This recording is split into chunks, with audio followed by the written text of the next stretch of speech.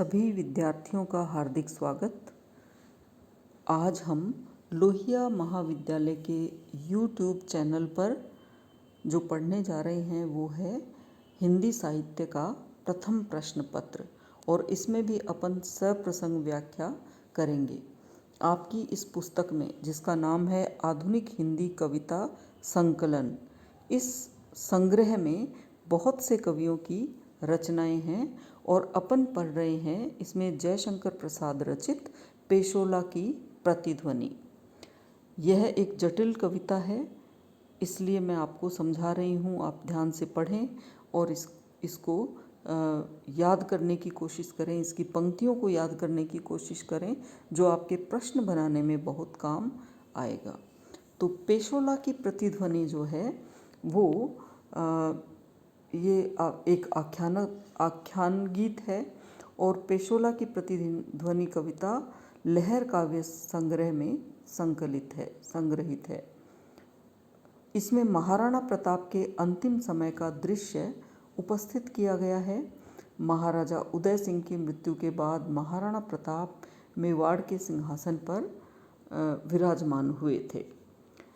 पेशोला की प्रतिध्वनि जो कविता है उसका प्रसंग थोड़ा सा आपको बताया है और बता देती हूँ कि इसमें कवि ने उदयपुर की पिछोला झील के किनारे बने हुए मेवाड़ महाराणाओं के महलों व झीलों में बने उनके प्रतिबिंबों के माध्यम से राष्ट्रीय चेतना के भाव, जातीय अस्मिता तथा मानव में छिपी वीरता को जागृत करने हेतु प्रबल राष्ट्रीयता के स्वरों की व्यंजना की है। क्योंकि किसी वीर नायक के माध्यम से ही कवि जो है वो हमें जागृत कर सकता है। और हमने छायावादी कविता पढ़ी है, तो जयशंकर प्रसाद के बारे में आपको बता दूं कि ये छायावाद के प्रतिनिधि कवि हैं और इनकी कामायनी विश्व प्रसिद्ध रचना है। और इस कामायनी की वजह से ही, जिसका उद्देश्य है अनंत आनंदवाद की स्थापना करना, प्रसाद को इस छायावादी युग का प्रतिनिधि कहा गया है, क्योंकि इन्होंने कामायनी जैसी दार्शनिक रचना को रचा। पेशोला की प्रतिध्वनि जो है वो एक ऐसी कविता है जो हम में ओजस्विता और तेजस्विता को भरती है। तो कवि यहाँ इस कविता में अस्त होते हुए सूर्य का वर्णन कर रहे हैं। अरुण करुण बिंब वह निर्धूम भस्म रहित ज्वलन पिंड, विकल विवर्तनों से विरल प्रवर्तनों में श्रमित नमित सा। देखिए, कवि यहाँ पर अस्त होते हुए सूर्य का वर्णन करते हुए कहते हैं कि ये अस्त होता हुआ सूर्य कारुणिक लग रहा है। ये दृश्य जो है वो करुणा उत्पन्न करता है। कोई वीर पुरुष अगर ना रहे तो फिर करुणा की ही बात है, दर्द की ही बात है। तो कवि कहते हैं लालिमा युक्त डूबता हुआ सूर्य जो है वो चिंता पैदा कर रहा है। वह निर्धूम भस्म रहित ज्वलन पिंड। अस्त होते हुए सूर्य का वर्णन करते हुए कवि जयशंकर प्रसाद कहते हैं कि जलता हुआ यह गोला, सूर्य का आग का गोला पिंड जो है वो धुएं रहित और राख रहित है। निर्धूम यानी धुआं रहित, न भस्म है, न राख है, न धुआं है।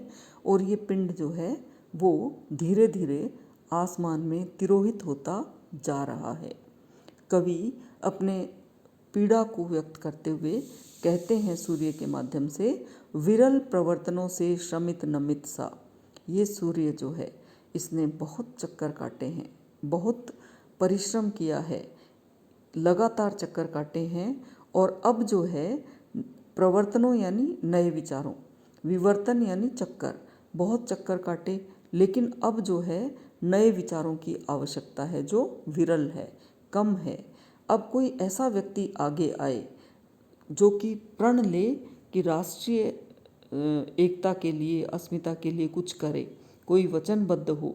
तो इन सब चीज़ों से डूबता हुआ सूर्य जो है वो बहुत ही श्रमित, थका हुआ, बिल्कुल झुका हुआ सा है, निराश, हताश कि कौन होगा जो अब आगे की बागडोर संभालेगा। तो सूर्य जो है वो डूबता हुआ है और वो दुख दे रहा है, पीड़ा दे रहा है। कुछ याद करके कवि को दुख हो रहा है। पश्चिम के व्योम में आज निर्वलंब सा आहुतियाँ विश्व की अजस्र से लुटाता रहा, सतत सहस्त्र कर माला से तेज ओज बल जो वदान्यता कदम्ब सा। कवि जयशंकर प्रसाद आगे कहते हैं कि डूबता हुआ सूर्य पश्चिम के आसमान में आज बिल्कुल निरवलंब यानी बेसहारा है, असहाय है, अकेला है। सूर्य डूब रहा है, अस्त हो रहा है। आहुतियाँ विश्व की अजस्र से लुटाता रहा।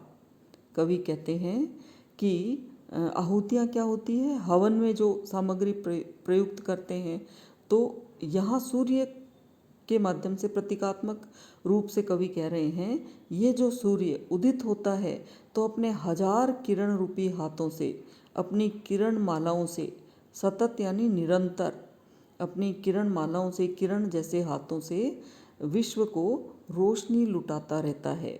इस पूरे संसार को पोषता है, पालता है। इस संसार में अनेक रश्मियों को लुटाता रहता है। कितना कुछ देता है सूर्य हमें। हमारा दिन उगता है, हम आशान्वित होते हैं और सूर्य किरणों के कारण ये सृष्टि चलती है। तो अपनी 1000 किरण मालाओं से, हाथों से वो इस संसार में अनेक आहुतियाँ लुटाता रहा है, हमारा जीवन चलाता रहा है। तेज ओज बल जो वदान्यता कदम्ब सा, अपनी तेजस्विता से, ओजस्विता से, अपने बल से, वदान्यता यानी उदार, कदम्ब के समान उदार। ये सूर्य जो उदित होता है तो कितना कुछ देता है। और आज जो है ये छिपता हुआ सूर्य जो है वो ये एक चिंता का विषय है कि जो इतना दे रहा है वो बिल्कुल निराश, हताश होकर के अस्त हो रहा है। तो इस कविता में कवि ने हमारी देशभक्ति की भावना को जागृत करने का प्रयास किया है। पिछोला झील में अस्त होता हुआ सूर्य और महाराणा प्रताप की स्मृतियों के साथ। आगे की पंक्तियों की व्याख्या अपन कल करेंगे, अगले वीडियो में करेंगे। धन्यवाद बच्चों, पढ़ते रहें।